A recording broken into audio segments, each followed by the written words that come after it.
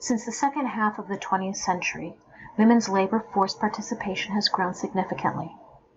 Women are working longer hours and pursuing higher education in greater numbers. However, despite this progress, significant wage gaps between men and women persist, particularly for women of color. So what exactly is the gender wage gap?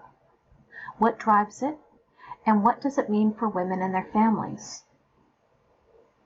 The gender wage gap refers to the differences in earning between women and men. Experts have calculated this gap in multitude of ways, but the varying calculations point to a consensus. Women consistently earn less than men, and the gap is wider for most women of color. Analyzing the most recent Census Bureau data from 2018, women of all races earned, on average, 80.5 cents for every dollar earned by men of all races. This calculation is the ratio of a median annual earnings for women working full-time, year-round, to those of their male counterparts, and is translated to a gender wage gap of 18 cents. Actually, 19.5 cents. When talking about the wage gap for women, it is important to highlight that there are significant differences by race and ethnicity. The wage gap is larger for most women of color. It is calculated that women could increase their income globally from roughly 60% to the dollar for men to 76 cents on the dollar if the employment participation gap and the wage gap between women and men were closed. This is calculated to have a global value of 17 trillion US dollars. So what difference does an education make? Increasing women and girls' education contributes to higher economic growth. Increased educational attainment accounts for about 50% of the economic growth in OECD countries over the past 50 years, of which over half is due to girls having had access to higher levels of education and achieving greater equality in the number of years spent in education between men and women. But for the majority of women, significant gains in education have not translated into better labor market outcomes. And there is no evidence that the gender gap in wages closes at the higher levels of education. If anything, the reverse is true. Very highest levels of education, the gap is at its largest. It declines from 75 to 76% to 68%. When we look to people living intersectional realities, transgender women and immigrant women also experience the compounding negative effects of multiple biases on their earnings. Unfortunately, these women are often left out of the broader conversation about the gender wage gap owing to the limitations of available data. Much more data, disaggregated by sex, race and ethnicity, gender identity, sexual orientation, disability status, and more factors are needed to understand precisely where the pay disparities exist and where efforts must be targeted.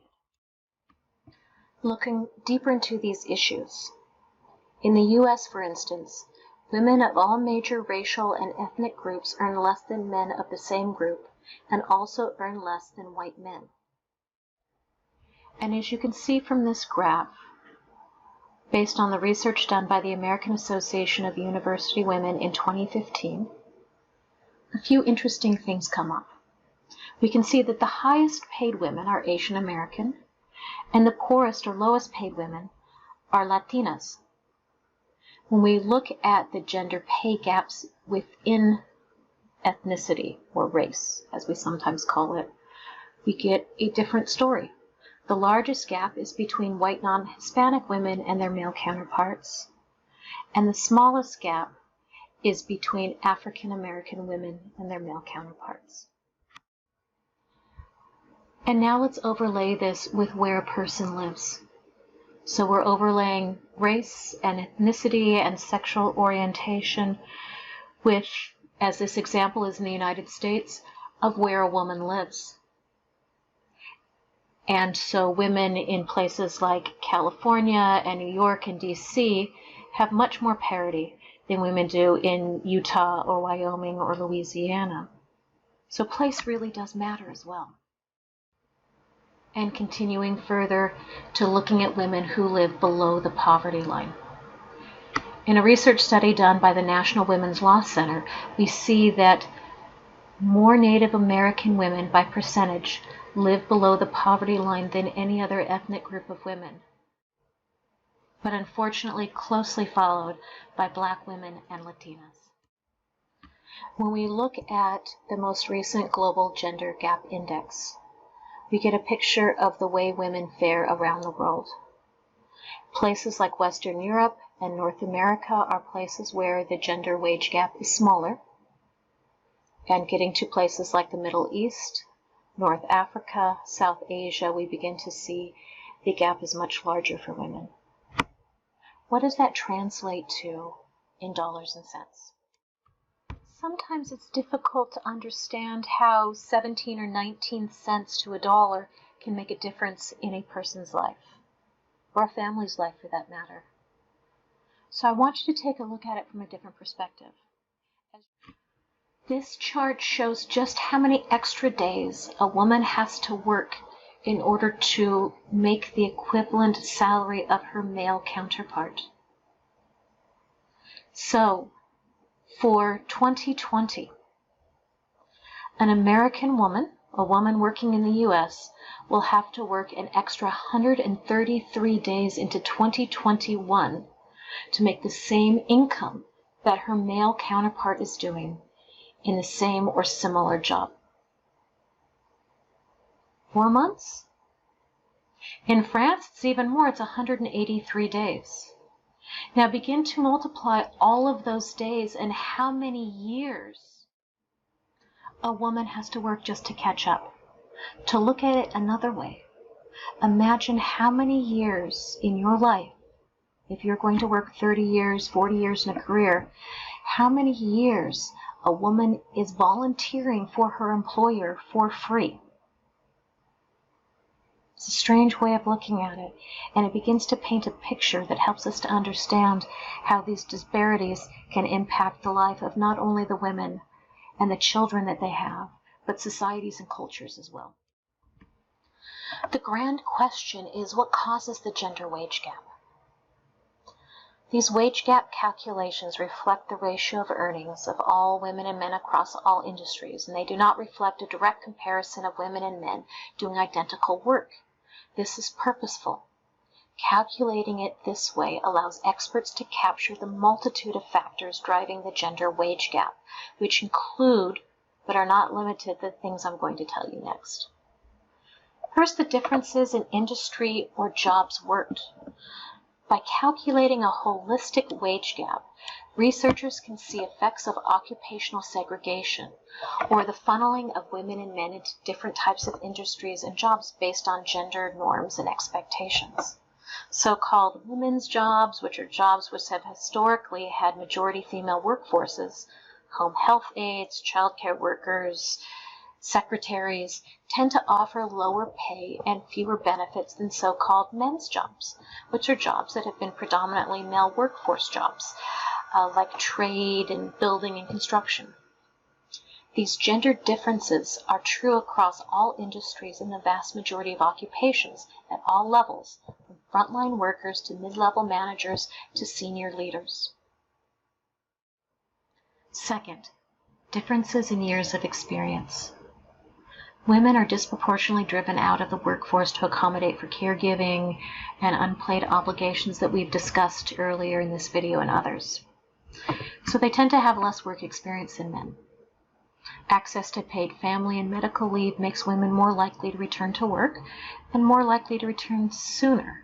However, as of March 2019, only 19% of civilian workers had access to paid family leave through their employer, and only 40% had access to short-term disability insurance benefits to deal with their own medical needs. 3. Differences in hours worked. Because women tend to work fewer hours to accommodate caregiving and other unpaid obligations, they are also more likely to work part-time, which means lower hourly wages and fewer benefits compared to full-time workers. And most importantly, discrimination. Gender-based pay discrimination has been illegal since 1963, but is still a frequent, widespread practice, particularly for women of color. It can thrive especially in workplaces that discourage open discussions of wages and where employees fear retaliation. Beyond explicit decisions to pay women less than men, employers may discriminate in pay when they rely on prior salary history in hiring and compensation decisions. This can enable pay decisions that could have been influenced by discrimination to follow a woman from job to job. These are just some of the major drivers of the gender wage gap. Other factors help to narrow the gap between women and men's earnings. For example, increased educational attainment by women, particularly when women have more education than men, can help to narrow the gap, but it does not close the gap by any means.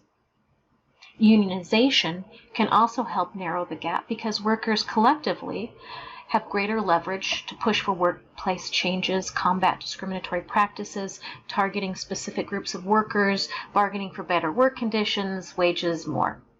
However, the cumulative effects of factors such as these are not large enough to close the gap either. I know this all sounds a bit grim for women, and yet there are remedies. President Barack Obama started with the Lilly Ledbetter Act. Other legislation can help to inform and influence the way in which employers make decisions.